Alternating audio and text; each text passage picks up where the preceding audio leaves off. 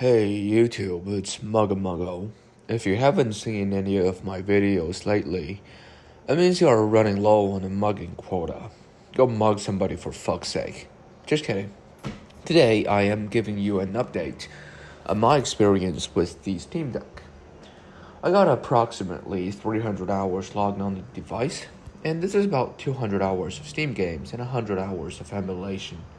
Most of them are fast-paced, demanding action games. And I'm here to tell you that the device absolutely stood up to the challenge. This review is structured like any proper criticism sandwich. I will start with performance and compatibility, then touch on the crippling thermal issues. Eventually, I will sing some praise about the hardware and build quality. Without further ado, let's get started. Now, the Steam Deck is not a super powerful device. My low-end PC from 2016 still outperforms the Steam Decks by a significant margin. The hardware on the Steam Deck are severely limited by the tight space how the chips have to fit within.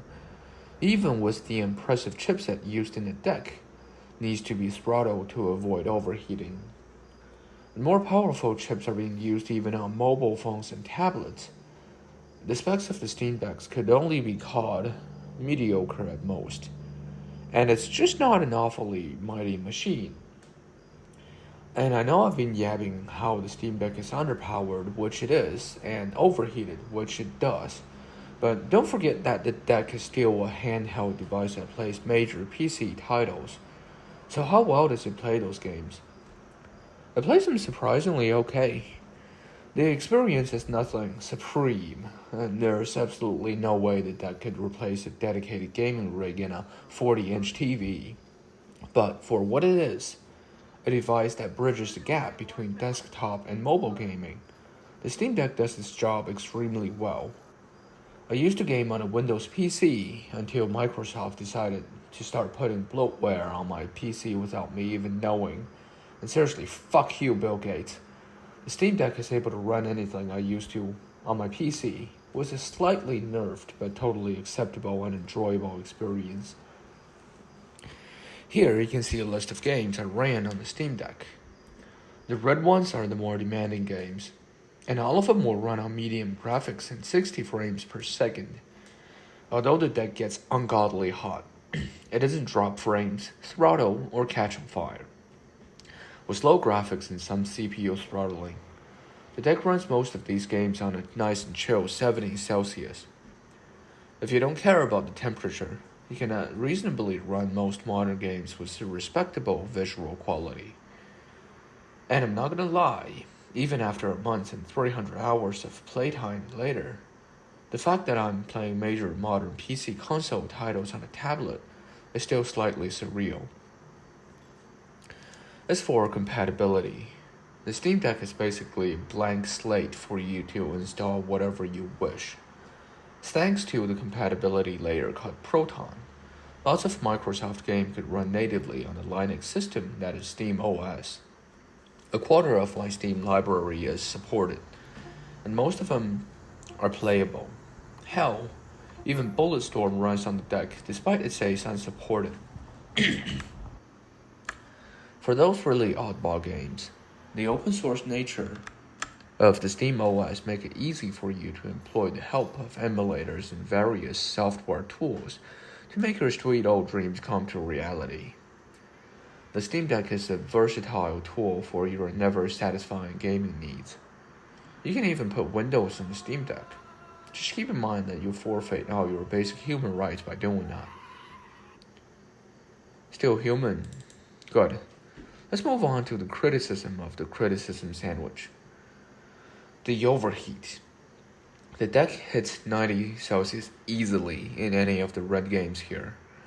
I didn't get most of them to run under 70, but it requires specific combinations of in-game and Steam settings, as well as compromising the graphics quality. The APU on the deck is rated to run above 100C and will automatically shut down if it's actually overheating.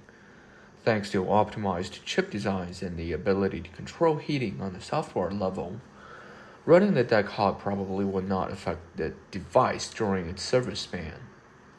However, it affects the gamer, that is, me. And I have significantly more chill when the deck runs below 70. At 80, the heat will start to tilt my judgment and elevate my body temperature. At 90°C, it's practically sticking my hands in an air fryer and the experience starts deteriorating rapidly. It is understandable for the device to get warm, but I would still like to see more effort towards cooling down the things such as a larger fan and heat sinks for the charging management chip. The device might be just fucking dandy, but it is toasting the gamer. Finally, the hardware. The console survives the infamous jerry-rig durability test, which snapped quite a few devices over the years.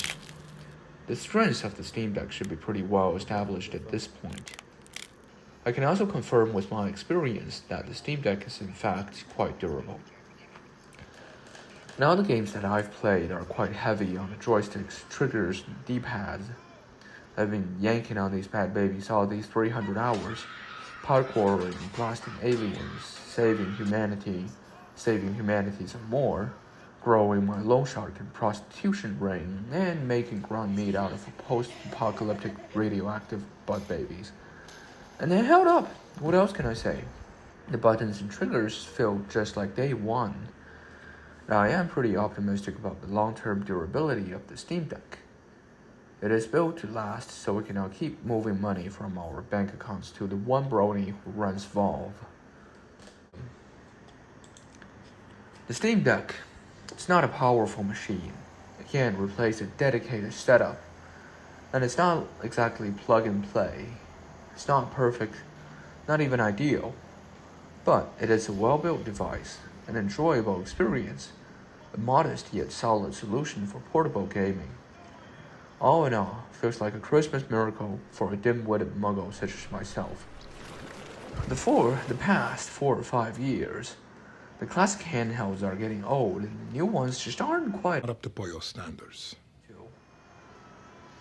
If I desire some modern mobile gaming, seems like it's either vague, slimy controls and shitty mobile games on a smartphone, or paying full price for games about planting vegetables on flimsy hardware designed for preschooler hands. Both completely fails to appeal to me. And I am so very ever grateful that Valve actually understands my need for senseless graphic violence delivered instantly and plentifully from a portable package without the restrictions of proprietary locks or a sandbox system. The games traditionally reserved for PC and consoles combined with excellent control layout and a quote-unquote large display make the Steam Deck hell of a blast to play with. There are really nothing crazy about the deck, but the thoughtful and thorough design allow these mediocre components to work together like 1 + 1 = 5, creating a much more elevated experience than traditional smartphones and handhelds. Finally, I would like to point out that I got my deck about 3 months after the first batch, and a lot of improvements and fixes have been implemented on the software and hardware level during this time. My experience is definitely a more streamlined one compared to the first users. I haven't really run into most reported software and compatibility issues for the Steam Deck. Changes and improvement will keep rolling out as more Steam Decks are shipped out to players. So if you decide that you need one, it will probably be close to ideal when you receive yours. There you have it, 300 review of the Steam Deck. Thank you for watching. Time is your most precious currency, and you choose to spend it with my bum ass. I truly appreciate it. Have a good one. Bye.